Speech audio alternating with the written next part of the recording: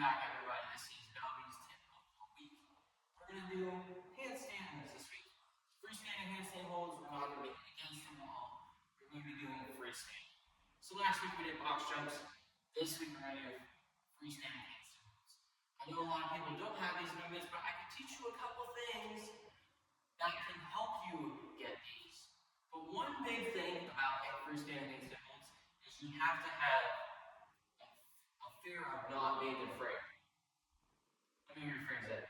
You cannot be afraid to kick up into a freestanding handstand. I know a lot of people are, and that's why most people can't do it. You have to get rid of the fear of just falling. I'll show you a couple ways to get out of these handstand holds safely and you don't mess yourself up. So, we're going to start off. I want to show you something about how to actually kick up. So I have a tape line here, 4x4 box. This is the standard for freestanding handstand holds. I have these two pens in my pocket. Here.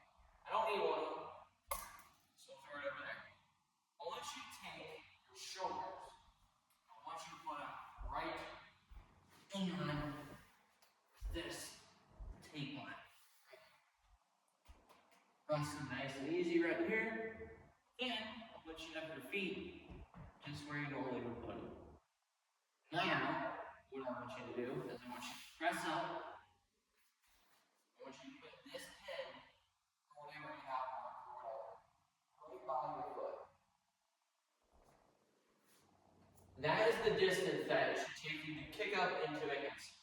You shouldn't be closer than that, you shouldn't be farther than that. Just right there, because then that gives you the most consistent kick up into your handstand. On any competition, if you do handstand walk, because you don't really do freestanding competition, you're going to have it to where you have less space for this. And that's something you'll have to practice once you get better at these. But if you're just trying to learn, I highly recommend doing it right there. Just give you some more space. If you have space in competition to do something like this, I highly recommend it. It's more consistent than if you just stood right there. So, I want them behind that pen or marker. Now what I want you to do is I want you to take one big step. That should be your first step into kicking up into a handstand. So for me, I do this the same every single time. I always do step left first. My first step is left. Then I want you to take a small step with your other leg. For me, that's my right. Then I'm going to kick up into my handstand, putting my hands down, picking this leg up into the handstand. That was a very kid-like version of a handstand. I was just showing you how to actually get up there.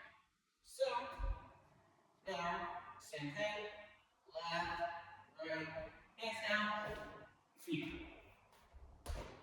That's how you kick up into a handstand. So now, if you got the fact of kicking up into a handstand, you understand that, how to get your weight perfectly that way and not that far this way. Because when you do a handstand, you want your weight mostly towards where your feet are. Now, a little tip that I do, and my dad Justin doesn't do, or my mom doesn't do, is I spread my feet just like this. Come up there. Because it evens your weight out. You're not going too far this way, you're not going too far that way. You're perfectly balanced in line with the ceiling and the floor. You're not too far this way, too far that way. Because if you are too far this way, you kick yourself this way. If you're too far this way, you kick yourself that way. And also, while I'm upside down, not under down, I want your hands just moving like this. They don't have to be that high. Mine are more choppy and not high, but more like just placing it. That helps you keep your hands more balanced, and then you're not trying to hold one spot. You do that, it gets you into a better position, and it's a little bit easier to hold. So, we got our spot. We're taking one big step, a smaller step, kicking up, splitting our feet, and our hands are going to be moving, just like this.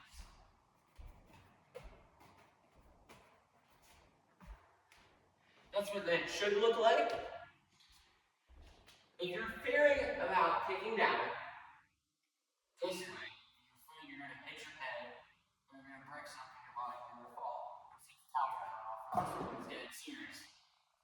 want you to do is I want you to do a forward roll right out of it. So you're here, taking your step to your left, take step to your right. You're kicking up, you're going too far forward. Tuck your head. Do a forward roll. I know that's very athletic for some people. I know some people, more people, aren't going to be able to do that. So, if you can't do that, you're kind of screwed. So you kind of have to learn it. Or if you can do one of those front kick overs that people like gymnasts can do, you can do that too. But that is the safest way to get down going this way. Obviously, if you're kicking down this way, you just have to put your feet down in front of you. Behind you. So you don't eat your face. Just eat the ground in your face. So, what we learned, where we should start to kick up into a handstand, how to kick up into a handstand, how to hold a handstand, and how to get out of a handstand. I'm going to show you what a handstand hold would look like if I was doing it competitively. This is what it would look like.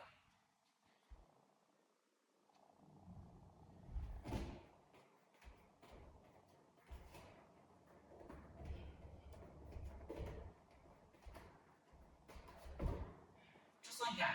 That's a really short handstand for me. I can hold it for like 56 seconds. That's my PR. Normally I can hold it for 30, but I was just trying to show you guys what it looks like. So, if you learned something new today, that's awesome. We like to get people learning new tricks, new old dollars, new tricks. See you next week.